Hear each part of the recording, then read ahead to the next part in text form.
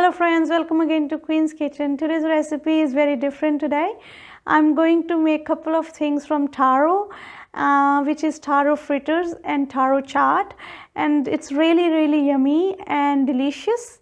So let's go to the recipe and have a look at how we can use taro in making such delicious recipes.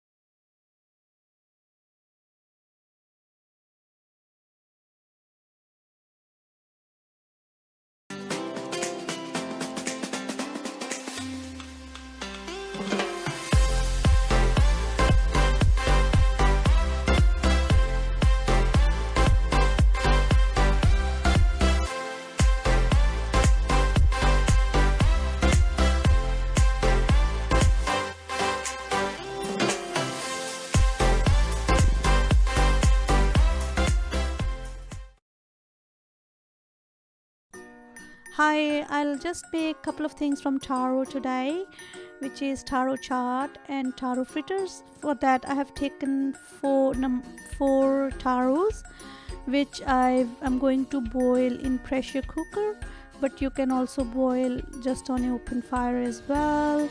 So after boiling I've just peeled them off. It is just like boiling potatoes we do. And now for a couple of taro I am just cutting it like flat pieces like this, as you can see, with kind of medium thickness. They don't have to be very thin or very thick, as you can see. And this is I'm preparing for fritters, which I'm going to show. They are very yummy and very flavorful. And couple of taros I'm just cutting in very small pieces just to make chaat out of it. So as I said, there are a couple of things which I'm going to show that how we can make delicious recipes from taro. So as you can see, I've cut these. And now for fritters I'm taking a couple of spoons of yogurt with salt to taste, some red chili powder. This is a marination process. I'm going to marinate taros for a little bit, and with sharp knife I'm going to poke pieces of boiled taro like this, so that the spices which I'm going to add in it can incorporate nicely into it. I'm just crushing a little bit of garlic and green chili, and just adding a couple of teaspoons in it, and just gently with your hands rub all these ingredients on all the pieces of taro, as you can see.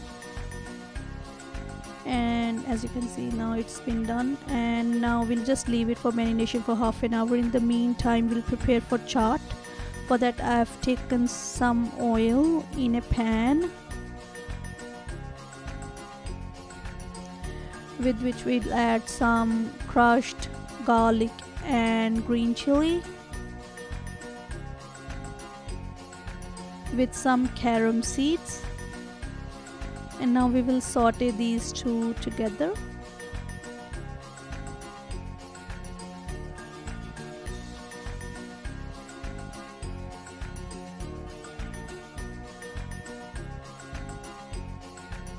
Now I'm adding some red chili powder, some salt to taste, and then I'm adding pieces of taro into it.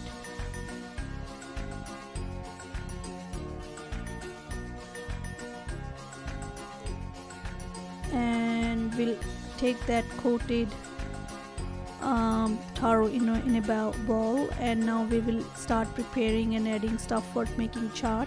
For that I have taken chopped onion and tomatoes,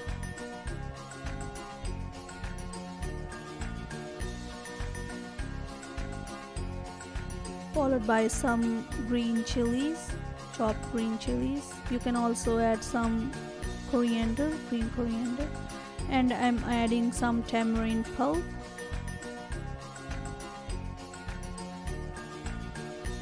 with some chaat masala and some cumin powder, with some rock salt to taste, and I have boiled chickpeas. You can also use the black chickpeas into it as well, and I'm squeezing fresh lemon to it.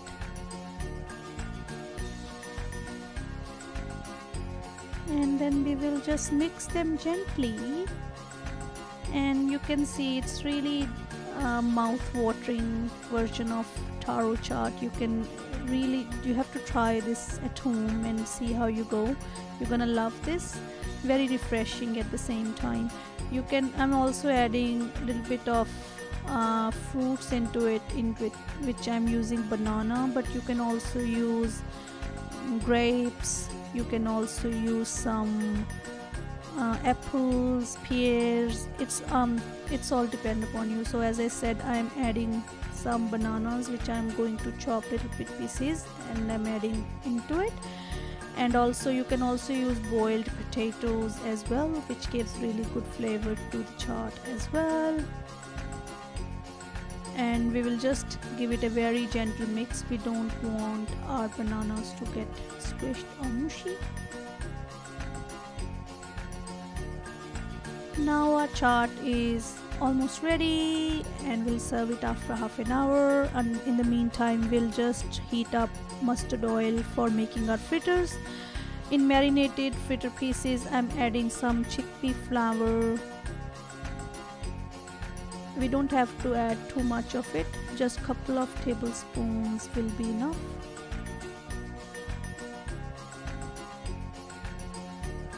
Because we just want to give a very thin coating of it. And I'm adding salt to taste, some carom seeds again,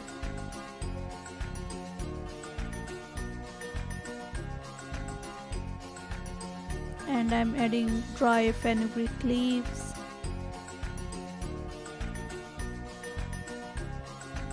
some pomegranate powder,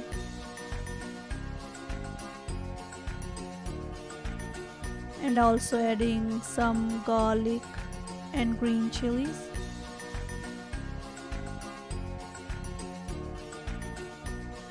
And now with spoons itself, I'm adding water in very tiny amounts at the time, not adding too much of it, because we don't want it chickpea flour to go thin. We won't be needing too much of water because we have initially added some yogurt to it. So we'll just keep on adding spoon by spoon, just to get a pasty texture so that it can get a good coating on each piece of taro.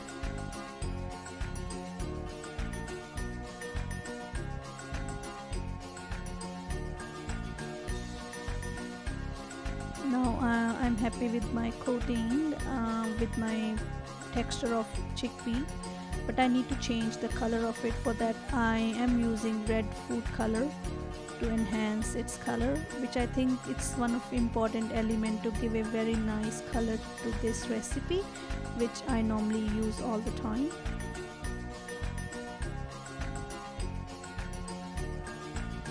So as you can see, the color has nicely changed to bright red, which really makes it tempting.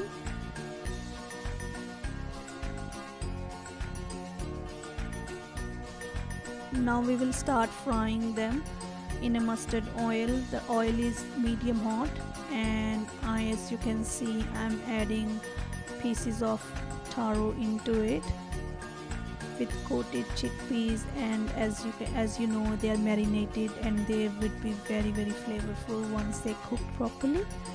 So we will cook them from both the sides until chickpea is nicely cooked and in brown in color. As you can see, it's been nicely cooked. and now we will start taking them out in a plate on which I just had dry paper towel to soak extra oil.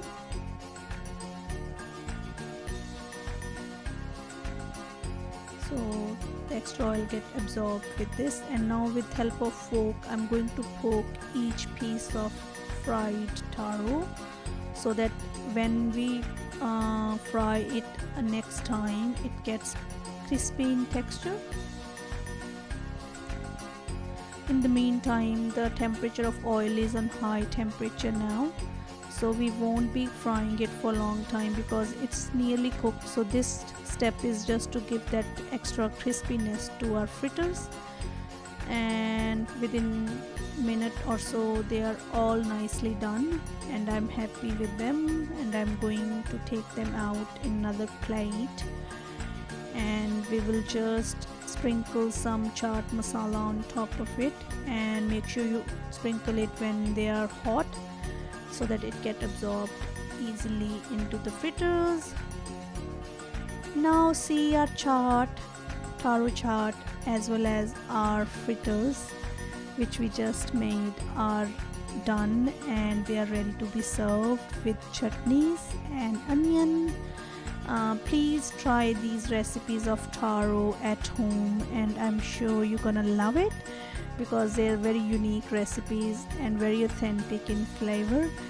I hope you enjoy these recipes. I'll see you again soon with another interesting recipes. Enjoy, take care, bye, I'll see you next time.